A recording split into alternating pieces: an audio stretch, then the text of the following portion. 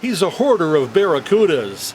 Gregg Franzino of Sandy Hook, Connecticut, owns 4 1970 copies of the muscle car made by Plymouth. All have high-impact colors. They're all different in each other. They all drive different. They all sound different. They all feel different.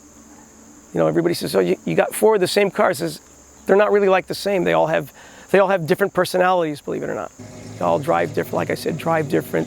Some are faster than others. Some are quieter than others. There's a 1970 in inviolate purple with a 383 cubic inch V8 engine. There's a 1970 in limelight green with a 426 cubic inch Hemi.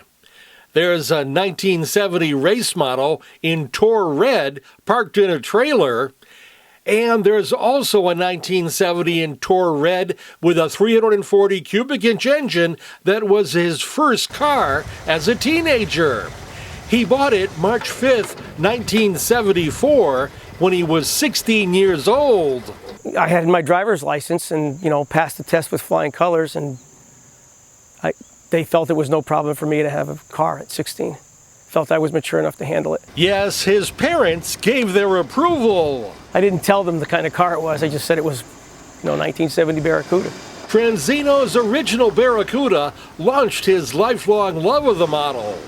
Plymouth built the Barracuda between 1964 and 1974, and the 1970 model was the first year of the third generation body style. The second one I bought was a racing car. And I wasn't sure that I wanted to race it. I wanted what they call pro street it, be able to drive it on the street.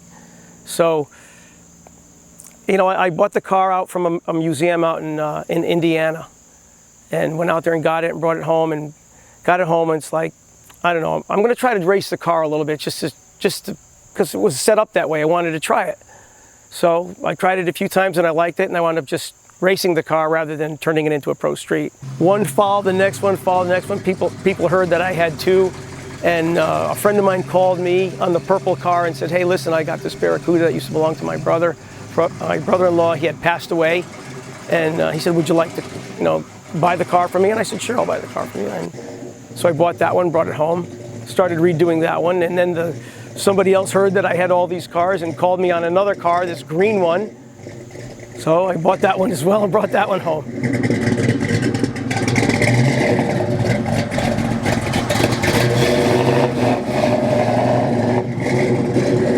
The Barracuda existed at the height of the muscle car era when teenagers yearned for hot cars. We built car models and, played with Matchbox and HO cars, and, that was the culture. At the time, they were building muscle cars and trying to see who could build one with the most horsepower between, the early 60s and the early 70s. That was the muscle car era, sort of say.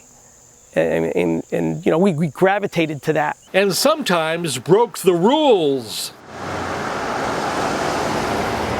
We used to drag race down the driveway of the high school, And then when we got to the bottom of the high school, we'd try to see how many buses we could pass in one pass. So I had the record of passing 14 school buses. Pretty dangerous at the time, but it was a lot of fun. That Franzino came to own 4 1970 Barracudas can be traced to happenstance. It's just personal preference, that's all. Personal preference. It was a car I had when I was 16 years old, and, had a love for that, that make and model, as my other friends had loves for their makes and models, and still have some of their cars as well. There is one certainty with Franzino's collection. None of them get driven as much as he drove the original one back in high school. It was my everyday car in 1976. Now it's just it's a classic car that only comes out on nice days or car shows. That's My Ride. I'm Bud Wilkinson. And if you have a moment, please subscribe to Ride Connecticut's YouTube channel.